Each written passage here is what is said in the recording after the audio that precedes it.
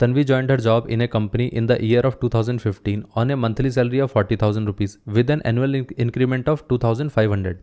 In which year will she get 65,000 rupees as a monthly salary?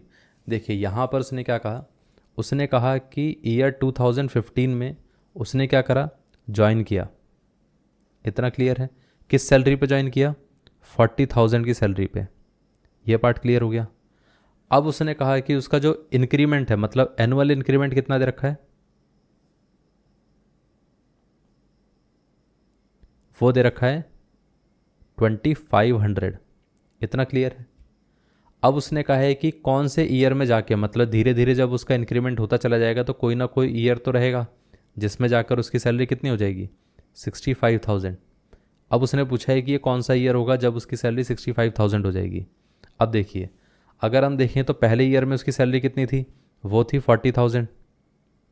उसके next year में उसकी salary कितनी हो जाएगी, तो यहाँ से अगर हम देखें तो नेक्स्ट ईयर में उसकी सैलरी हो जाएगी, इसमें 2,500 ऐड कर देते हैं तो यह आ जाएगा 42,500।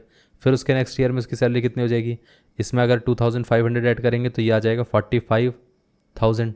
ऐसे करते करते करते करते हमें कहाँ तक जाना है, 65,000 तक जाना है। इतना क्लियर है? तो ये लास्ट वाला पार्ट कितना है, 65,000। इतना क्लियर है? अब देखिए, अगर हम यहाँ से देखें तो हमारे पास एक सीरीज़ बनकर आ जाती है जिसमें पहला टर्म है 40,000, दूसरा टर्म है 42,500 और फिर तीसरा टर्म कितना दे रखा है, 45,000 and so on up to 65,000। इतना क्लियर है? अगर हम ध्यान से देखें तो इस सीरीज़ का जो फर्स्ट टर्म है वो कितना दे रखा है, 40,000। इसका जो हमारे पास कॉमन डिफरेंस है वो कितना दे रखा है, इन दोनों के बीच का डिफरेंस कितना है, 2,500। और जो लास्ट टर्म है वो कितना दे रखा है, nth टर्म, विच इज़ 65,000। इतना क्लियर है? अब यहाँ से हम n कैलकुलेट कर लेते हैं कितना आएगा। अब देखिए, अगर हम देखें तो ये nth टर्म कितना होता है, ये आ जाएगा a plus n minus 1 into d is equal to कितना रहेगा, 65,000। अब a की वैल्यू कितनी है, 40,000 प्लस n माइनस 1 इंटू ये आ जाएगा 2,500 इज इक्वल टू 650,000। एक काम करते हैं, पूरे को हम एक काम करते हैं 100 से डिवाइड पहले ही कर लेते हैं ताकि ये ज़ीरोज़ अपने आप ही हट जाएं। तो ये कितना हो जाएगा, बचेगा हमारे पास यहाँ पर 400 plus 25 times of n minus 1 is equal to 650। अब देखिए, क्या हम इसको ऐसा लिख सकते हैं, 25 n minus 1 is equal to कितना आ जाएगा, 650 माइनस का 400। अब यहाँ पर 25 n minus 1 is equal to कितना रहेगा, तो ये आ जाएगा 250। इसको अगर हम इससे कैंसिल आउट करें तो 10 आ जाएगा, तो n minus 1 is equal to 10 है, तो यहाँ से हम क्या बोल सकते हैं कि n की वैल्यू कितनी रहेगी, 11 हो जाएगी। मतलब क्या हो जाएगा आफ्टर। अब देखिए, यहाँ पर एक चीज़ और नोटिस करना, मैं आपको एक चीज़ और बताता हूँ। जब आप 40,000 की सैलरी पे थे तो ये आपका ईयर कौन सा था, 2015। मतलब ये ईयर क्या माना जाएगा, ये बेस ईयर है। इसके बाद अगला ईयर कौन सा हो गया, ये हो गया।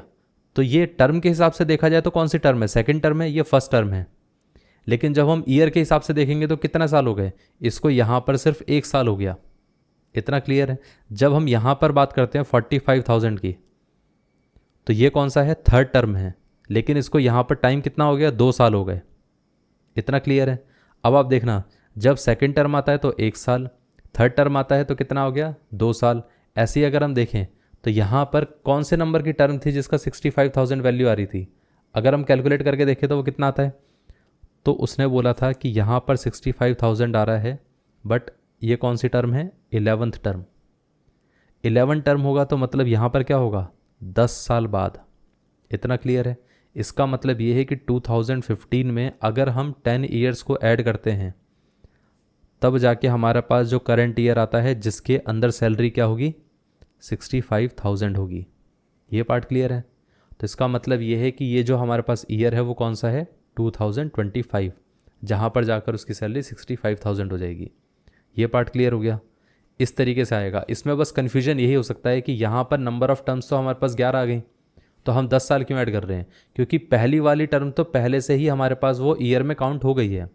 बाकी की बची हुई 10 टर्म है जो ऐड हो रही हैं। इतना क्लियर है? इसलिए हम बाकी की बची हुई 10 टर्म को ऐड करेंगे।